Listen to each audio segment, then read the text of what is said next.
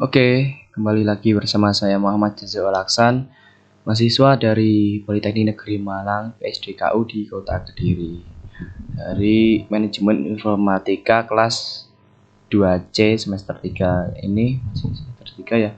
Ada tugas sistem informasi untuk mencari contoh dari sistem pendukung keputusan dari Google Cendekia. Nah, saya akan menjelaskan sedikit apa itu Decision Support System. Decision Support System merupakan sistem pendukung keputusan, suatu bagian dari SI yang berbasis komputer yang digunakan untuk mendukung pengambilan keputusan dalam suatu organisasi ataupun perusahaan. Nah, di sini saya mendapatkan salah satu contoh dari Google Cendekia, yaitu yang bernama Sistem Pendukung Keputusan Pemilihan Penyiar Radio Terbaik. Nah, untuk mencari seseorang nih mungkin ya. Yang autornya Rika Yunitarini dari program studi Teknik Informatika Fakultas Teknik Universitas Trunojoyo Madura. Nah, saya akan di sistem pendukung ini menggunakan teknik smart. Apa itu teknik smart nanti akan saya jelaskan pada lanjutannya. Nah, di sini saya akan menjelaskan dulu apa itu radio. Radio merupakan salah satu sarana informasi dan hiburan bagi masyarakat. Penyiar radio sebagai salah satu unsur penting dalam suatu radio sangat menentukan dalam penyampaian informasi maupun hiburan kepada masyarakat atau pendengar. Nah, maka karena sistem ini mencari penyiar radio terbaik, maka dibuatlah sistem yang dapat disebabkan pendekatan smart atau menggunakan metode smart. Ini dapat bekerja pada situasi yang kompleks dan memungkinkan untuk melakukan suatu analisa dengan data yang minimum. Untuk implementasi pada penelitian ini digunakan bahasa pemrograman berulang DLP dengan SQL Server sebagai basis datanya. Kemudian hasil atau keluaran berupa report atau laporan nanti untuk penyiar radio terbaik di Delta FM Surabaya. Di sini akan menjelaskan sedikit. Adapun tujuan dari penelitian ini adalah membuat suatu sistem pendukung keputusan untuk pemilihan penyiar radio terbaik yang didasarkan pada beberapa kriteria dan subkriteria yang menggunakan perhitungan dengan metode SMART. Dalam perancangan pembuatan sistem pendukung keputusan memiliki beberapa batasan masalah. Yang pertama, pembuatan sistem pendukung. Yang kedua, dalam penelitian lebih ditekankan pada pengembangan sistem. Yang ketiga, sistem yang akan digunakan menggunakan metode SMART. Yang keempat, studi kasus untuk pembuatan sistem ini yaitu di radio Delta FM Surabaya. Yang kelima, keluaran atau implementasi dari sistem ini berupa akan ditampilkan laporan report hasil usulan keputusan berupa nama penyiar yang berbasis desktop. Adapun kriteria yang digunakan meliputi prestasi kerja, sikap dalam kerja, banyak pendengar, disiplin, announcing skill, kreativitas, sense of music, kerjasama, dan keandalan. Untuk subkriteria meliputi kemauan dan semangat, kehadiran dan ketepatan waktu, kualitas bicara, kualitas penyampaian, proses belajar, dan menghasilkan ide-ide baru. Untuk mencoba hal-hal baru tentang pengetahuan musik, komposisi urutan lagu, bertukar pikiran, kerajinan, berbagi tugas, tanggung jawab atas tugas, kekompakan, dan tingkat kepercayaannya. Nah, sistem ini menggunakan metode SMART, Simple Multi-Attribute Rating Technique.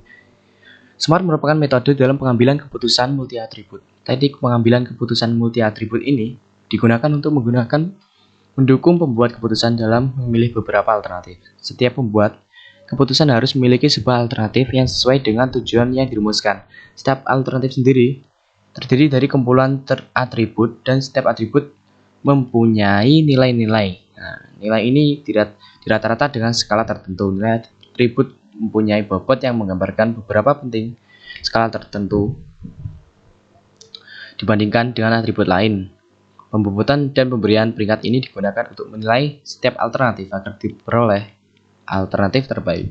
SMART. Nah, SMART menggunakan linear adaptive model untuk meramal nilai setiap alternatif. SMART lebih banyak digunakan karena kesederhanaannya dalam merespon kebutuhan pembuat keputusan dan caranya menganalisa respon. Analisis yang terbaik adalah transparan, sehingga metode ini memberikan pemahaman masalah yang tinggi dan dapat diterima oleh pembuat keputusan. Nah, untuk pembobotan pada SMART menggunakan skala 0 sampai 1, sehingga mempermudah perhitungan dan perbandingan nilai pada masing-masing alternatif. Model yang digunakan dalam SMART yaitu maksimis seperti gambar ini, ada rumusnya ini, dan ada teknik metode dari SMART. Nah, dari langkah-langkah dalam proses SMART antara lain yang pertama, identifikasi user yang nantinya bertanggung jawab dalam mengambil keputusan. Yang kedua, identifikasi permasalahan yang ada dengan melihat akar permasalahan dan batasan-batasan yang ada agar nantinya tidak menyimpang dari tujuan yang ingin dicapai. Yang ketiga, identifikasi alternatif yang ada untuk mencapai tujuan dari sistem yang akan dibuat. Kemudian yang keempat, identifikasi kriteria-kriteria yang akan mendukung pengambilan keputusan. Yang kelima, memberikan peringkat atau bobot untuk setiap kriteria.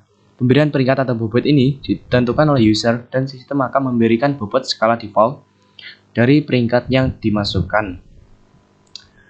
Kemudian yang keenam, memberikan penilaian setiap kriteria untuk setiap alternatif juga dilakukan oleh user, di mana penilaian setiap kriteria dapat bersifat kualitatif maupun kuantitatif untuk setiap alternatifnya.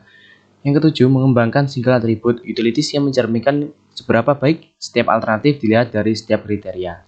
Tahap ini adalah memberikan suatu nilai pada semua kriteria untuk setiap alternatif dengan nilai yang berskala 0 sampai 1. Yang terakhir ke-8, menghitung penilaian terhadap setiap alternatif SMART. Nah, kelebihan dari metode SMART memiliki beberapa kelebihan dibandingkan dengan metode